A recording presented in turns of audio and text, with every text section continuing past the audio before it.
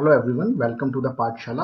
और आज जिस टॉपिक पर हम बात करने वाले हैं वो है मध्य प्रदेश लोक सेवा आयोग द्वारा आयोजित की जाने वाली राज्य सेवा परीक्षा। देखिए, ये टॉपिक बहुत बेसिक है क्योंकि बहुत ही बेसिक लेवल की जानकारी इस टॉपिक में मैं आपको दूंगा, लेकिन ये बहुत ज़्यादा इंपॉर्टेंट है क्योंकि इस एग्जाम की आप प्रिपरेशन कर रहे हैं उसके बारे में आपको सभी इंफॉर्मेशन, सभी डिटेल होना बहुत ज़्यादा ज़रूरी है। देखिए, आज का जो हमारा टॉपिक है इसको हमने कुछ सब टॉपिक्स में डिवाइड किया है, जैसे कि जो राज्य सेवा परीक्षा है इसकी परीक्षा योजना क्या है, पैटर्न क्या है, इसके बारे में बात करेंगे, कितने चरणों में होता है और किस तरह से विभिन्न चरणों में से आयोजित किया जाता है। दूसरा, एक छोटी सी प्रक्रिया इसके नोटिफिकेशन में दी जाती है इसकी प्रारंभिक एग्जाम को लेके, प्रारंभिक परीक्षा को लेके कि कैसे आप यदि कोई क्वेश्चन को लेकर आपको डाउट है या इशू है तो उसके अगेंस्ट में आप पीएससी से अपील कर सकते हैं। इसके बारे में हम बात करेंगे। इसके बाद जो प्रीवियस ईयर के एग्जाम्स हैं उनमें क्या कट ऑफ मार्क्स थे या क्या मिनिमम मार्क्स थे जो आपको क्वालिफिकेशन के लिए चाहिए, इसके बारे में हम बात करेंगे। इसके बाद इस एग्जाम के थ्रू, मतलब राज्य सेवा परीक्षा के थ्रू, आप कौन कौन से पदों पर चयनित हो सकते हैं वो, और इनका पद सोपान या हायरार्की क्या है, इसके बारे में हम बात करेंगे। इसके बाद इन पदों पर वेतनमान क्या होता है और भविष्य में आगे आपके बढ़ने की संभावना क्या है, इस बारे में भी हम चर्चा करेंगे। और सबसे अंत में जो बहुत इंपॉर्टेंट है वो है परीक्षा रणनीति, क्या होना चाहिए इस एग्जाम को निकालने के लिए। ये सभी सब टॉपिक्स के बारे में हम डिटेल में चर्चा करेंगे। देखिए, जब भी सिविल सेवा की बात होती है तो कुछ इस तरह की तस्वीरें हमारे जहन में आती हैं, लेकिन सच्चाई ये है कि ये केवल आपके बहुत लंबे सफर का शुरुआत मात्र है। लेकिन इसके बाद एक सिविल सेवक बनने के बाद आपके ऊपर बहुत जिम्मेदारी और कार्यभार भी रहेगा, जिसको भी जानना आपके लिए बहुत ज्यादा जरूरी है, क्योंकि आप अपने भविष्य की संभावनाओं को इन पदों के माध्यम से या इन सर्विसेज के माध्यम से तलाशना चाह रहे हैं। आज के हमारे वीडियो में हम कुछ बेसिक बातों के बारे में भी चर्चा करेंगे, जैसे लोक सेवा क्या है और भारत में लोक सेवा का इतिहास क्या है, या जो डेवलप्ड फेज में आज आप भारतीय एडमिनिस्ट्रेशन को देख रहे हैं ये कैसे आया, इसके बारे में भी बात करेंगे। कुछ इसमें एग्जाम से रिलेटेड भी महत्वपूर्ण फैक्ट्स हैं तो आप इनको नोट भी कर सकते हैं। देखिए, अब हम जानते हैं सबसे पहले लोक सेवक क्या है। देखिए, लोक सेवक के रूप में आप सरकारी विभाग या सरकारी एजेंसी के एम्प्लॉय के रूप में काम करेंगे और वही आपको नियुक्त करेंगे। आपका चयन जो है वो योग्यता के आधार पर किया जाएगा, मतलब आपका सिलेक्शन किया जाएगा, आपका इलेक्शन नहीं किया जाएगा या चुनाव नहीं किया जाएगा। दूसरा, यदि कोई राजनीतिक परिवर्तन या सत्ता परिवर्तन होता है तो एक लोक सेवक के रूप में आप उससे अप्रभावित रहेंगे और आपके कर्तव्यों में, शक्तियों में या अधिकारों में उसकी वजह से कोई भी परिवर्तन नहीं आएगा। इसके अलावा जो आपकी जवाबदेहिता है या आपका उत्तरदायित्व है वो सरकार के प्रति रहेगा, ना कि किसी राजनीतिक दल के प्रति। देखिए, आपने लोक सेवकों के बारे में जाना। अब हम बात करते हैं कि वो कौन से ऐसे रूल्स हैं जो एक लोक सेवक को ड्राइव करते हैं या जिसके मद्देनजर वो काम करता है। सबसे पहले वो भारतीय कानून और शासन व्यवस्था के प्रति प्रतिबद्ध रहेगा, मतलब वो उससे बाहर जाके कोई भी काम नहीं करेगा। दूसरा, वो जो भी काम करेगा ईमानदारी और अखंडता के साथ करेगा, मतलब ऑनेस्टी और इंटीग्रिटी के साथ करेगा। किसी भी तरीके से उसका ईमान कहीं पे भी डावाडोल नहीं होना चाहिए। दूसरा, वो कोई भी काम अपनी मनमर्जी से नहीं कर सकता, वो जवाबदेह अपने हर काम के लिए, मतलब उसकी एक अकाउंटेबिलिटी, या वो जो भी काम करेगा उसके लिए उसकी एक जवाबदेहिता निश्चित है। इसके अलावा एक लोक सेवक राजनीतिक रूप से तटस्थ रहेगा, मतलब कि वो किसी भी तरीके से किसी भी राजनीतिक पक्ष का या पार्टी का साथ नहीं देगा अपने अधिकारों और शक्तियों का प्रयोग करते हुए। दूसरा, वो सार्वजनिक कार्यों में, जो सार्वजनिक कार्य हैं उनके निष्पादन में निष्पक्ष रहेगा, मतलब किसी व्यक्ति विशेष या किसी एक वर्ग विशेष को वो किसी भी तरीके से फेवर नहीं कर सकता है, उसको निष्पक्ष रहना पड़ेगा, स्टेबल रहना पड़ेगा। इसके अलावा वो जो भी काम करेगा अपने समाज के लिए या समुदाय के लिए उसमें वो व्यावसायिकता और परिश्रम के साथ करेगा, मतलब हार्ड वर्किंग तो उसको रहना ही है, साथ में उसको प्रोफेशनलिज्म भी दिखाना है, मतलब जो भी काम करे उसका आउटपुट मैक्सिमम निकाल सके, उसका ये प्रयास रहना चाहिए। अब हम बात करते हैं भारतीय लोक सेवा के इतिहास की। बहुत ही शॉर्ट में हम इस टॉपिक को खत्म करेंगे, मगर आपको पता होना चाहिए कि आप जिस पद पर जाने का सपना देख रहे हैं उसका क्या इतिहास है, क्या लेगेसी है, इसके बारे में हम बात करेंगे। देखिए, भारत में लोक सेवा का इतिहास शुरू होता है 313 बीसी में, मतलब सबसे पहला जो रिटर्न एविडेंस हम बोल सकते हैं वो कौटिल्य के अर्थशास्त्र है, जहां पर वो लोक सेवकों के या जो राज्य के अधीन सेवक हैं उनकी नियुक्ति से संबंधित कुछ नियमों की चर्चा करते हैं। देखिए, जो ये लोक सेवा है इसका जो मूल है वो एक तरह से जो लैंड रेवेन्यू कलेक्शन है या जो भू राजस्व कलेक्शन है उससे स्टार्ट होता है, क्योंकि जो टैक्स राजा या पुराने समय में जो सम्राट वगैरह थे वो जो टैक्स वसूलते थे उसके लिए उन्हें कुछ लोक सेवकों की या कुछ कर्मचारियों की जरूरत पड़ती थी, जहां से ये लोक सेवा का जो इतिहास है वो स्टार्ट होता है। देखिए, मौर्य काल से लेकर मुगल काल तक जो प्रशासनिक व्यवस्थाएं थी वो सामान्य रूप से चलती रही, लेकिन अकबर ने सबसे पहले मनसबदारी व्यवस्था के रूप में इसको इंस्टीट्यूशनलाइज किया और इसको इस तरह से डेवलप किया कि ये काफी लंबे समय तक भारतीय टैक्सेशन सिस्टम का आधार बन के रही। देखिए, लेकिन अंग्रेजों के आने तक, मतलब ब्रिटिश शासन के आने से पहले तक भारत में प्रशासनिक व्यवस्थाओं और सैनिक व्यवस्थाओं में स्पष्ट रूप से अंतर नहीं किया सकता, क्योंकि सिविलियन जो ऑफिसर्स थे वो एक तरह से सैनिक व्यवस्था का भी काम संभाल रहे थे। उनके पास सैनिक भी होते थे और वो वाला काम भी उनको दिया गया था। इसके बाद जो महत्वपूर्ण परिवर्तन हमें देखने को मिलता है इस एडमिनिस्ट्रेटिव सर्विसेज में, वो ये था कि वॉरेन हेस्टिंग्स जो बंगाल का गवर्नर जनरल था, उसने 1772 में जिला कलेक्टर के पद का सृजन किया, जो टैक्स कलेक्शन या रेवेन्यू कलेक्शन का ही काम करता था। लेकिन क्या हुआ, थोड़े समय बाद इस पद पर बहुत ज्यादा करप्शन के इश्यूज आने लगे और पावर सेंट्रिफिकेशन का इशू आने लगा। इस वजह से इस पद को समाप्त कर दिया गया। देखिए, एग्जाम के दृष्टिकोण से ये क्वेश्चन पूछा जा सकता है कि भारत में सिविल सेवा के पिता कौन है। तो लॉर्ड कॉर्नवालिस को भारत में सिविल सेवा का पिता कहा जाता है, क्योंकि इन्होंने ही जो सिविल सेवा है इसको एक आधुनिक रूप में भारत में डेवलप किया था। सबसे पहले लॉर्ड कॉर्नवालिस ने ही कोविनेंटेड और अनकोविनेंटेड इन दो पार्टों में सिविल सेवा को डिवाइड किया। इन दो पार्टों में उन्होंने इसको विभाजित कर दिया। जहां पे कोविनेंटेड जो पार्ट था ये एक बॉन्ड से रिलेटेड है, मतलब एक अनुबंध किया जाता था, लेकिन इसमें जो सिविल सेवक थे वो सिर्फ ब्रिटिश अधिकारी हो सकते थे और वो उच्च पदों तक जाते थे। और जो अनकोविनेंटेड था उसमें कुछ इस तरह के अनुबंध का प्रावधान नहीं था, और ये जो निचले पद थे प्रशासन के, उन पर भारतीयों को नियुक्ति देने के लिए अनकोविनेंटेड सिविल सर्विसेज, इसका इन्होंने निर्माण किया। लेकिन 1853 तक जो कंपनी के डायरेक्टर थे वो ही सिविल सेवकों को चुनते थे, मतलब उन्हें नामांकित किया जाता था।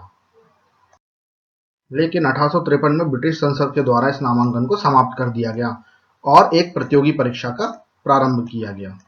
ये प्रतियोगी परीक्षा में इन्होंने कोविनेंटेड और अनकोविनेंटेड जो सिविल सर्विसेज थी वो हटा दिया था और इन्होंने शुरू किया था जो रेस डिस्क्रिमिनेशन है या जो प्रजाति के आधार पर डिस्क्रिमिनेशन उसमें किया जाता था, उसको इन्होंने समाप्त कर दिया और एक प्रतियोगी परीक्षा या एक कॉम्पिटिटिव एग्जाम को स्टार्ट किया। लेकिन ये कॉम्पिटिटिव एग्जाम बहुत ज्यादा टफ था, खासकर भारतीयों के लिहाज से बहुत कठिन था, क्योंकि इसकी जो परीक्षा थी वो लंदन में आयोजित की जाती थी।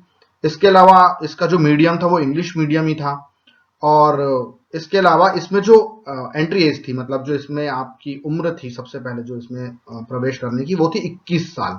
और 21 साल और इसमें अधिकतम 24 वर्ष तक के ही लोग इसमें भाग ले सकते थे। मतलब आज के लिहाज से भी ये बहुत ज्यादा कठिन है, क्योंकि केवल 3 ही अटेम्प्ट इसमें मिलते थे। इसके अलावा इसमें एक और प्रावधान था कि ये परीक्षा का रिटर्न निकालने के अलावा आपको एक हॉर्स राइडिंग टेस्ट भी पास करना पड़ता था, मतलब एक घुड़सवारी की परीक्षा भी इसमें दी जाती थी। इतना कठिन होने के बाद भी हमारे जो सत्येंद्र नाथ टैगोर थे, जो सबसे पहले आईसीएस थे भारत में, इन्होंने 1864 में इस परीक्षा को निकाल लिया था। ये जो सत्येंद्र नाथ टैगोर हैं ये रविंद्रनाथ टैगोर के बड़े भाई थे। ये फैक्ट भी काफी अच्छा है जिसको आप याद रख सकते हैं। अब हम आगे बात करेंगे भारत में वर्तमान सिविल सेवाओं के बारे में। देखिए, इनको हम मुख्य रूप से कुछ प्रमुख भागों में बांट सकते हैं, जैसे कि ऑल इंडिया सर्विसेज या अखिल भारतीय सेवाएं, जैसे आईएएस, आईपीएस, आईएफएस, ये साइमल्टेनियसली केंद्रीय प्रशासन और राज्य प्रशासन के साथ काम करती हैं। इसके बाद आती है केंद्रीय सेवाएं, जो कि केंद्रीय प्रशासन के अधीन काम करती हैं, और इनको ग्रुप ए और ग्रुप बी में डिवाइड कर सकते हैं। देखिए, ग्रुप ए जो है वो यूपीएससी के थ्रू सिलेक्शन कराते हैं, और जो ग्रुप बी है इसका एसएससी के थ्रू सिलेक्शन होता है।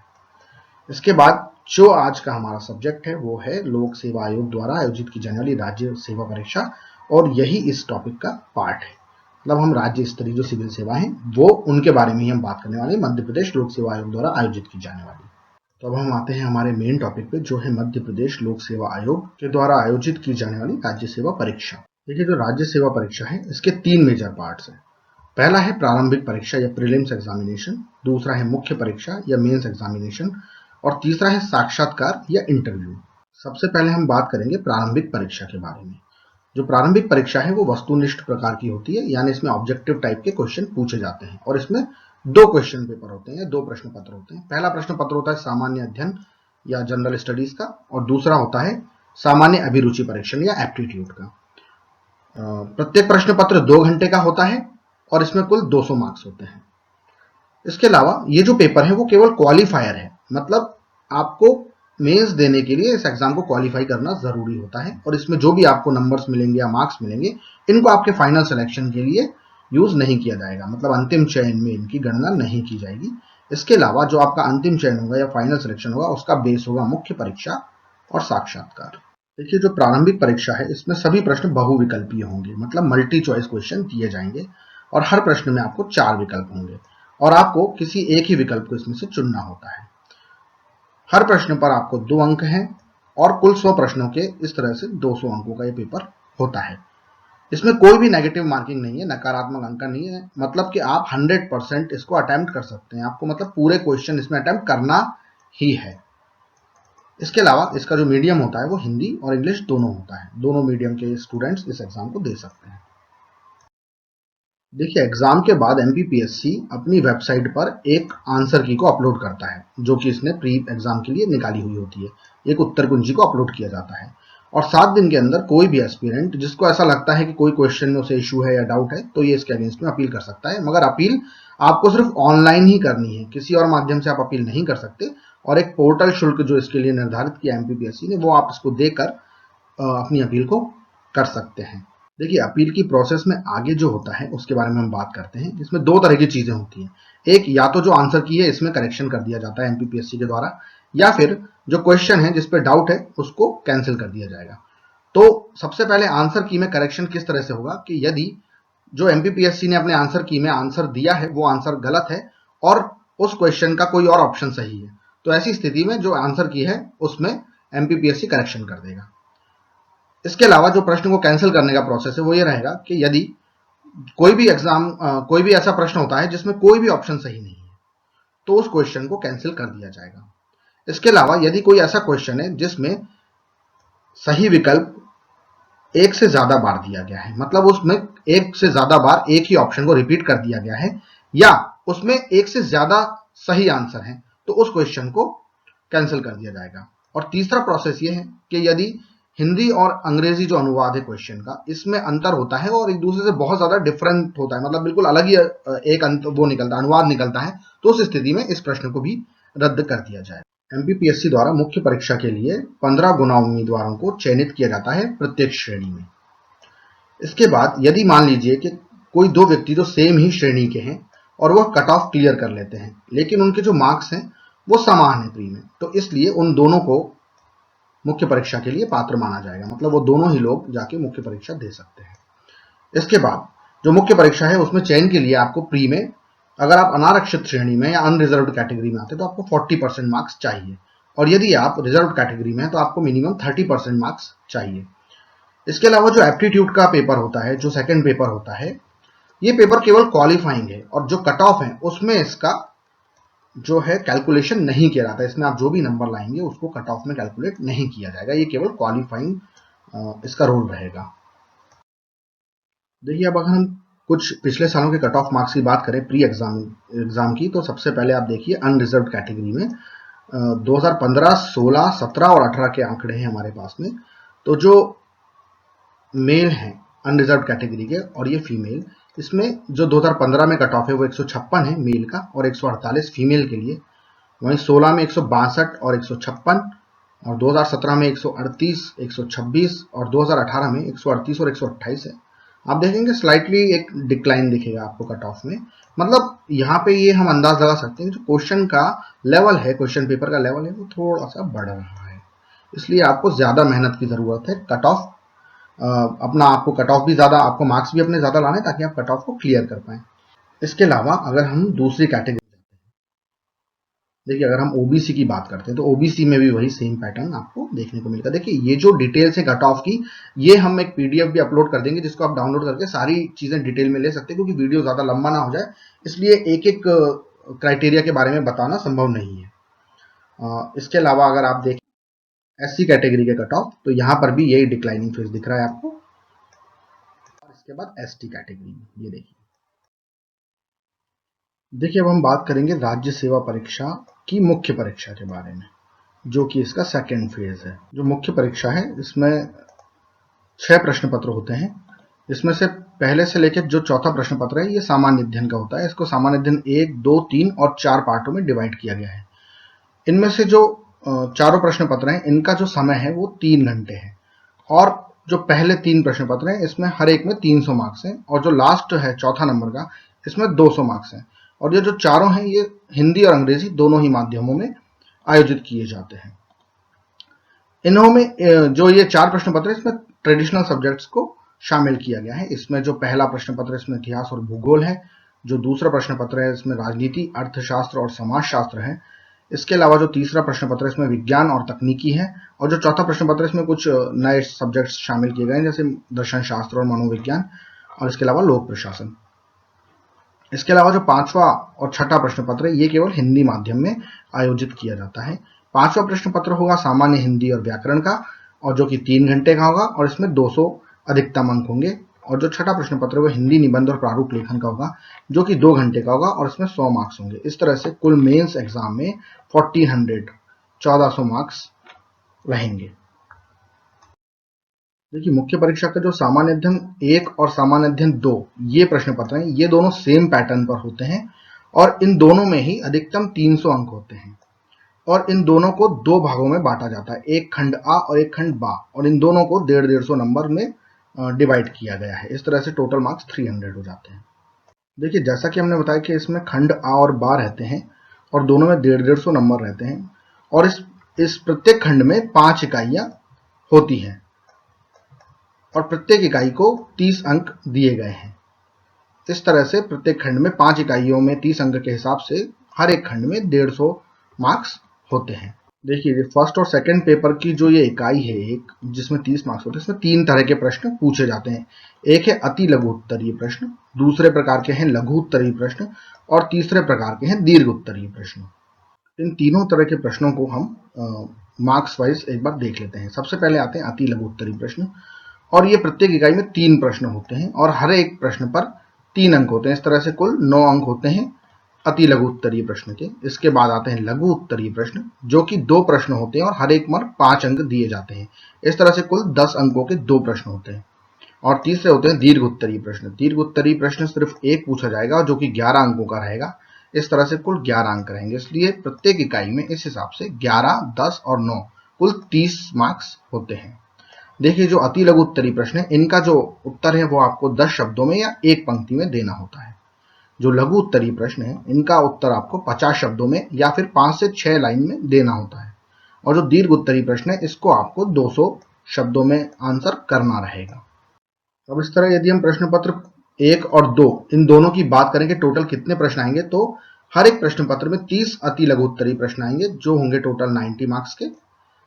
20 लघु उत्तरीय आएंगे, यहाँ पर थोड़ा सा गलत लिखा हुआ है, 20 लघु उत्तरीय प्रश्न आएंगे और इसमें 100 मार्क्स होंगे, और 10 आएंगे दीर्घ उत्तरीय प्रश्न, और ये होंगे टोटल 110 मार्क्स के। इस तरह से जो हमारा एक क्वेश्चन पेपर है वो 300 मार्क्स का हो जाएगा। आप इसका स्क्रीनशॉट ले लीजिएगा या फिर इसको कहीं नोट कर लीजिएगा, क्योंकि थोड़ा सा ट्रिकी है और याद रखने में थोड़ा सा इसमें दिक्कत आती है। देखिए, जो तीसरा प्रश्न पत्र है इसका पैटर्न भी सेम पहले और दूसरे प्रश्न पत्र की तरह है, बस एक अंतर यह है कि इसे 2 खंडों में ए और बी में डिवाइड नहीं किया गया है। इसमें जो है वो टोटल 10 इकाइयां रहेंगी, और हर एक इकाई में आपसे वही 3, 2 और 1 इस संख्या में प्रश्न पूछे जाएंगे। इस तरह से टोटल 10 इकाइयों में 30 अति लघु उत्तरीय और 20 लघु उत्तरीय और 10 दीर्घ उत्तरीय प्रश्न पूछे जाएंगे, जो कि 90, 100 और 110 मार्क्स के रहेंगे। टोटल इस तरह से ये जो प्रश्न पत्र है ये भी 300 मार्क्स का हो जाएगा। इसके बाद आता है चौथा प्रश्न पत्र। ये जो चौथा प्रश्न पत्र है इसका पैटर्न बाकी 3 जो प्रश्न पत्र है उनसे अलग है, और इसमें मार्क्स भी बाकी सबसे कम है। इसमें टोटल 200 मार्क्स है। ये टोटल 5 इकाइयों में डिवाइडेड है, लेकिन इसमें जो 5वीं इकाई है वो बाकी 4 से डिफरेंट है, और जो 4 इकाइयां शुरू की उनका पैटर्न इस तरह से कि इसमें हर एक इकाई में 40 मार्क्स है। इस तरह से 4 इकाइयों में टोटल 160 मार्क्स हो जाते हैं, और हर इकाई में 5 अति लघु उत्तरीय प्रश्न पूछे जाएंगे, जो कि 2 मार्क्स का रहेगा ईच। इसके अलावा 2 लघु उत्तरीय प्रश्न पूछे जाएंगे, जो कि 5 मार्क्स का रहेगा, और 1 दीर्घ उत्तरीय प्रश्न पूछा जाएगा, जो कि इसमें ज्यादा नंबर का है, 20 नंबर का है। इस तरह से ये जो प्रश्न पत्र है इसकी हर एक इकाई में कुल 40 मार्क्स है, और टोटल 4 इकाइयों में 160 मार्क्स हो जाते हैं। और जो 5वीं इकाई है ये भी 40 मार्क्स की है, लेकिन इसमें आपको 2 केस स्टडीज दी जाएंगी। जिनके बारे में आपको लगभग 500 शब्दों में उत्तर लिखना है और हर एक केस स्टडी में 20 मार्क्स डिवाइड किए गए हैं। इस तरह से 20 के हिसाब से ये 40 मार्क्स का हो जाता है और टोटल जो हमारा क्वेश्चन पेपर है वो 200 मार्क्स का हो जाता है। इनके बाद आता है 5वां प्रश्न पत्र। ये भी 200 मार्क्स का होगा और ये जो होगा वो सामान्य हिंदी का पेपर होगा। इस प्रश्न पत्र में जो परीक्षा की प्रणाली है उसके हिसाब से 8 प्रश्न पूछे जाएंगे, लेकिन उसमें ये भी मेंशन है कि ये जो क्वेश्चन पेपर्स में ये जो क्वेश्चन पैटर्न है इसको चेंज भी कर सकते हैं, कुछ कम या ज्यादा भी हो सकते हैं नंबर ऑफ क्वेश्चंस। देखिए पहला प्रश्न जो है इसमें आपको 25 अति लघु उत्तरीय प्रश्नों के जवाब देने हैं जो कि 3 मार्क्स का है और टोटल जो मार्क्स इस पहले प्रश्न के अलॉटेड है वो है 75 मार्क्स। इसके अलावा जो प्रश्न 2 है उसमें 2 सब क्वेश्चन होंगे और ये अलंकार से रिलेटेड रहेगा और इसमें हर एक प्रश्न पे 5 अंक होंगे। इस तरह से कुल 10 अंक इस क्वेश्चन में दिए जाएंगे क्वेश्चन नंबर 2 में। इसके बाद क्वेश्चन नंबर 3 है, इसमें अनुवाद होगा। इसमें आपको एक अंग्रेजी से हिंदी में और हिंदी से अंग्रेजी में 2 तरह के अनुवाद करने होंगे जो कि साइमल्टेनियसली 20 और 15 नंबर के रहेंगे।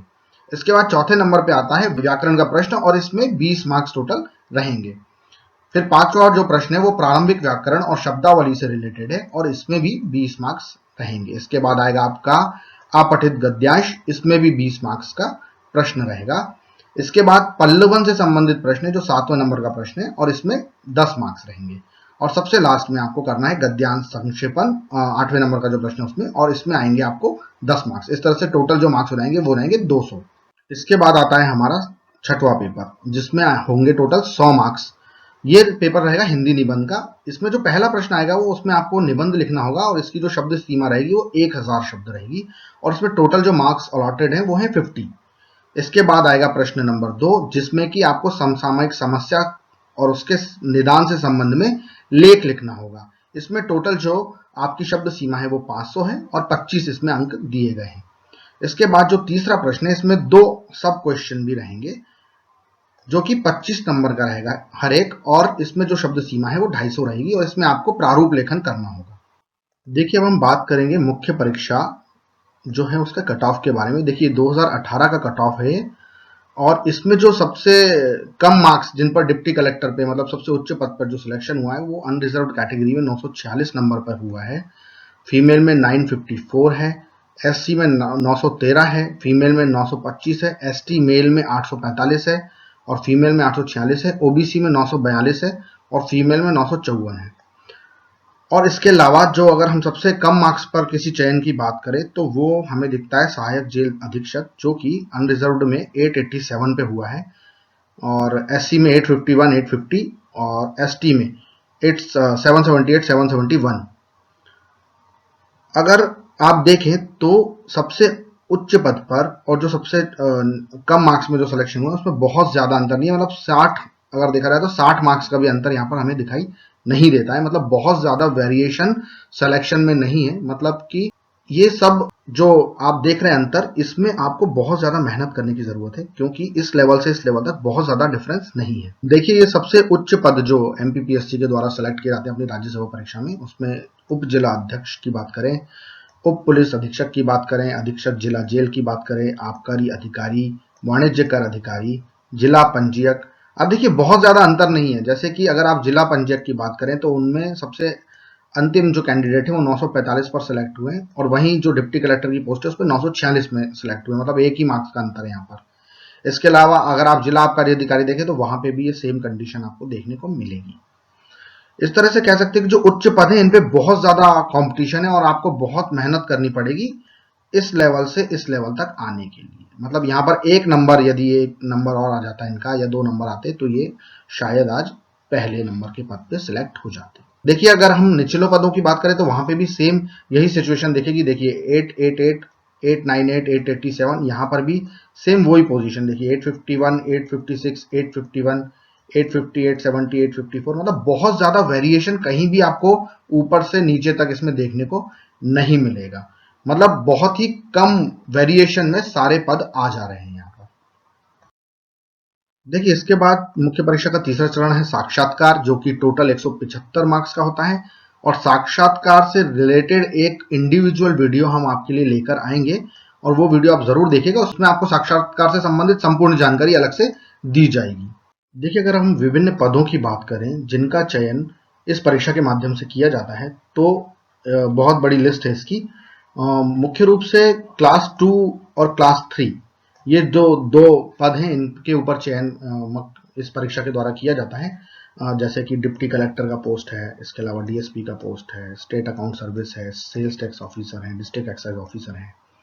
और अगर हम क्लास 3 की बात करें तो उसमें सेल्स टैक्स इंस्पेक्टर हैं, excise inspector, transport sub inspector, ऐसी कई सारी पोस्ट हैं। ये सारी डिटेल आपको पीडीएफ में हम दे देंगे, आप उसके माध्यम से देख सकते हैं कि कौन कौन से ऐसे पद हैं जिनके ऊपर इनका चयन किया जाता है, और इस लिस्ट की सहायता से आप अपनी प्रायोरिटीज को इसके हिसाब से सेलेक्ट कर सकते हैं। देखिए, इसके बाद अगर हम इन पदों की सैलरी की बात करें या वेतनमान की बात करें, तो जो द्वितीय श्रेणी है इसमें 15,600 से लेकर 39,100 का पे स्केल रहता है, और 5,400 या 5400 रुपए ग्रेड पे रहता है। और जो तृतीय श्रेणी है इसमें 9300 से 34,800 ये रहेगा आपका पे स्केल, और 4,200 या 4200 ग्रेड पे रहेगा। इसमें जो आपकी इन हैंड सैलरी रहती है उसके बारे में भी हम चर्चा करते हैं। देखिए, ये 7th पे कमीशन जो है उसका पे मैट्रिक्स है, और इसमें दोनों ही कैटेगरी, चाहे कैटेगरी 3 की बात करें या 2 की बात करें, इसमें जो फर्स्ट लेवल है, मतलब 4200 का जो फर्स्ट लेवल है, उसमें जो प्रारंभिक आपकी सैलरी रहेगी वो रहेगी 35,400, प्लस माइनस जो एचआरए है वो डिपेंड करता है सिटी ऑफ पोस्टिंग के हिसाब से, वहां पर क्या चेंजेस आएंगे उसके हिसाब से। और जो आप द्वितीय श्रेणी है, इसमें जो आपका ग्रेड पे 5400 है, इसके हिसाब से जो फर्स्ट लेवल आ रहा है वो आ रहा है 56,100। इसमें भी वही रहेगा कि इसमें थोड़ा बहुत कम ज्यादा होगा एचआरए की वजह से, क्योंकि वो हर सिटी में थोड़ा बहुत चेंज होता है।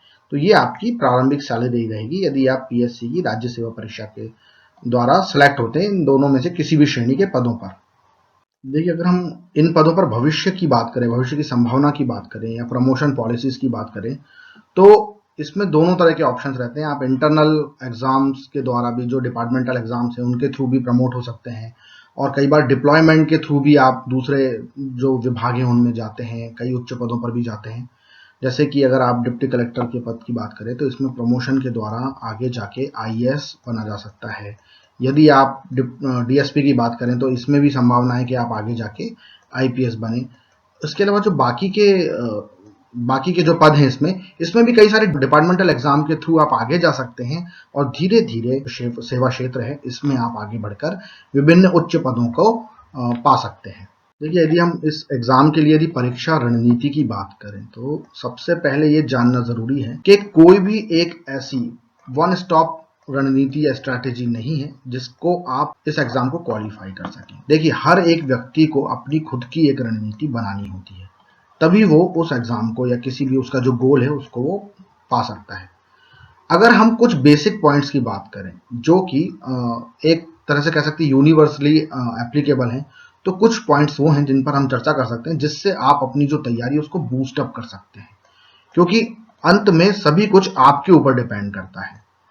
तो हम शुरू करते हैं अपनी रणनीति के बारे में, कुछ बेसिक पॉइंट्स पे हम चर्चा करेंगे और कोशिश करेंगे कुछ पॉजिटिव चीजें ऐड कर पाए। सबसे पहले तो ये कि जो ये एग्जाम है इसमें आपका मुख्य फोकस होना चाहिए मुख्य परीक्षा के ऊपर।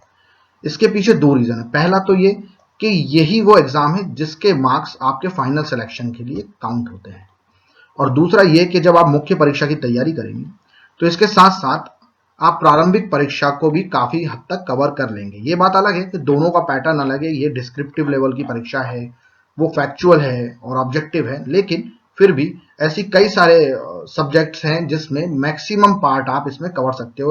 और जैसे ट्रेडिशनल सब्जेक्ट में तो आप सभी कुछ कवर सकते हो, जैसे साइंस एंड टेक्नोलॉजी हो गया, हिस्ट्री हो गया, ज्योग्राफी हो गया, ये आप इसमें प्री और मेंस में साथ में कवर कर सकते हैं।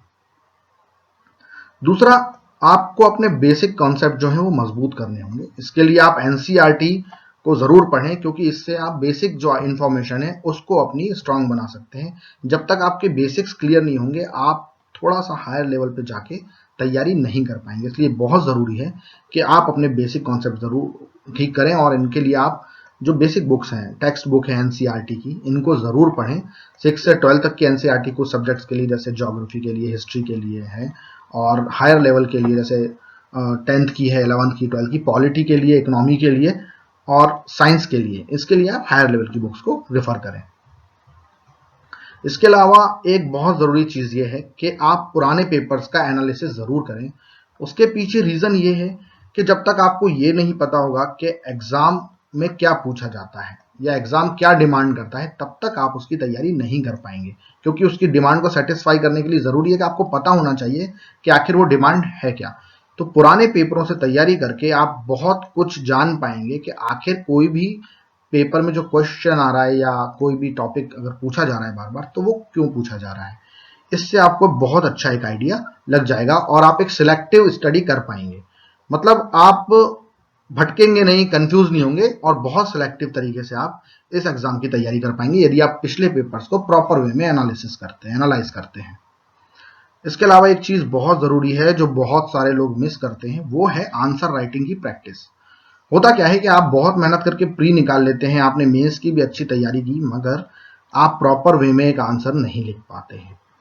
इसमें दोनों चीजें हैं, एक तो फॉर्मेशन आपका आंसर का आपका क्या प्रोटोटाइप होना चाहिए, किस वे में आपको लिखना है, उसका आपको किस तरीके से प्रेजेंट करना है, ये आपको आना बहुत ज्यादा जरूरी है। इसके अलावा स्पीड भी एक बहुत बड़ा इसमें फैक्टर है जो आपकी मेंस के एग्जाम में दिक्कत दे सकता है। इसलिए आप अपनी स्पीड पे भी ध्यान रखिए और साथ ही जो आपका आंसर राइटिंग का पैटर्न है, फॉर्मेशन है और जो भी आप उसका मॉडल क्रिएट करना चाहते हैं, आप उसको जरूर प्रैक्टिस करते रहें ताकि आप इफेक्टिव राइटिंग कर पाएं और at the time of exam आप बहुत अच्छे तरीके से अपने आंसर्स को लिख पाएं।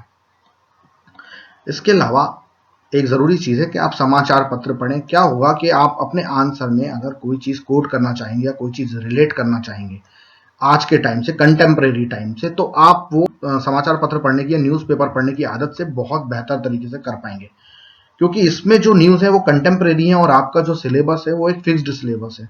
दोनों चीजों को आपस में कोरिलेट करने से आपका आंसर काफी इफेक्टिव हो सकता है। साथ ही आप इसको पढ़ने से अपडेटेड रहेंगे, कोई भी चीज ऐसी नहीं होगी जो कि हाल फिलहाल में हो रही है और आप नहीं जानते हो। सेम चीज मैगजीन के लिए है। मैगजीन में ना केवल आपको कंटेम्प्रेरी या आपको करंट इफेक्ट से संबंधित चीजें मिलेंगी, इसके अलावा बहुत सारे ऐसे कई लेख भी आते हैं मैगजीन्स में जो कि आपके नॉलेज को बहुत अच्छे तरीके से बढ़ा सकते हैं। मैगजीन्स में अगर मुख्य रूप से बात करें तो पीडी हो गई, घटना चक्र है, इसके अलावा क्रॉनिकल है, इसके अलावा योजना है, ये सब आप पढ़िए और अपनी जो नॉलेज है इसको आप अपडेट रखिए। एक और बहुत इंपॉर्टेंट चीज है स्टैटिकल डेटा को तैयार करने के बारे में। देखिए कई सारे ऐसे चीजें हैं जैसे पॉपुलेशन हो गई या फिर आपका कोई एजुकेशन से रिलेटेड कोई फैक्ट्स हैं, इकोनॉमी से रिलेटेड कुछ ऐसे स्टैटिकल डेटा हैं जो आप अपने आंसर्स में यूज करना चाहते हैं या आपको कहीं पे भी इनकी जरूरत पड़ेगी, तो ये आप एक डेटा अपने हिसाब से तैयार करें, क्योंकि ये आप ही तैयार कर सकते हैं अपने लिए। आपको कभी कई जगह से मिलेंगे लेकिन कंपाइल आपको करना पड़ेगा।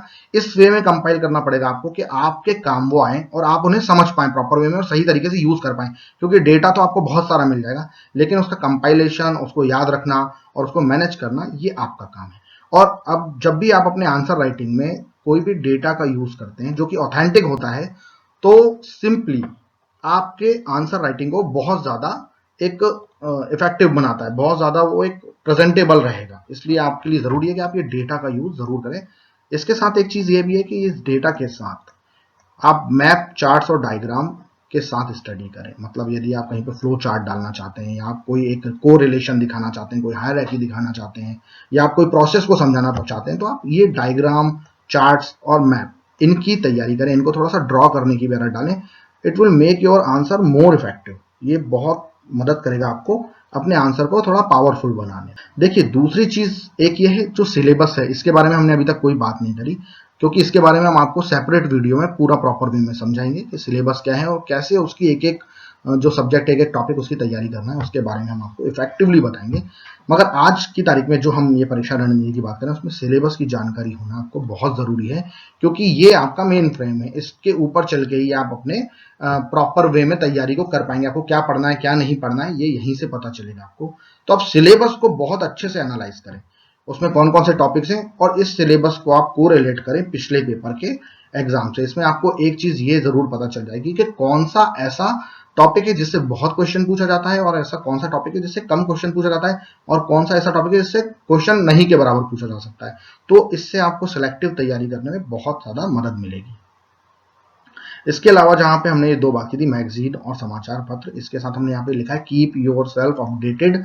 तो उसका मतलब यह है कि आपको इंटरनेट का भी यूज करना है, एप्स का यूज करना है, आपको यूट्यूब का भी यूज करना है, क्योंकि सबसे तेजी से आज जो चीज अपडेट हो रही है वो इंटरनेट ही है, और आप इंटरनेट से जुड़े रहिए। और ऑब्वियसली बात है कि आप आज के स्टूडेंट हैं तो इंटरनेट से जुड़े ही होंगे, और आप इसके साथ जुड़े रहिए और अपने आप को अपडेटेड रहिए। कहीं पे भी आपको आउटडेटेड नहीं होना है, बिकॉज जो आपका एग्जाम है, यह एग्जाम भी अपने आप में धीरे धीरे अपडेटेड होता जा रहा है और इसकी डिमांड जो है वो बढ़ती जा रही है। तो आप उसको तभी उसका सामना प्रॉपर रूप में कर पाएंगे जब आप अपने आप को अपडेटेड रखेंगे। Take part in group discussion, इससे क्या होगा, आपको अपनी पर्सनालिटी को ग्रूम करने का मौका मिलेगा। आप जब बात करेंगे, जब आप बहुत सारी चीजें डिस्कस करेंगे, तो इससे आपका एक तो लॉजिक इंप्रूव होगा, दूसरा आप ग्रूम होंगे, बातचीत करने में खुलेंगे, तो आपको इंटरव्यू में इस चीज से सहायता मिलेगी। इसमें आपको ये ध्यान रखना है कि आप जिन भी लोगों से बात कर रहे हो, आप उसको एग्जाम ओरिएंटेड रखें। आपके साथ जो सेम आपके जैसे ही लोग रहेंगे, जो आपके जैसा इंटरेस्ट रखते हैं, उनके साथ आप ये ग्रुप डिस्कशन का पार्ट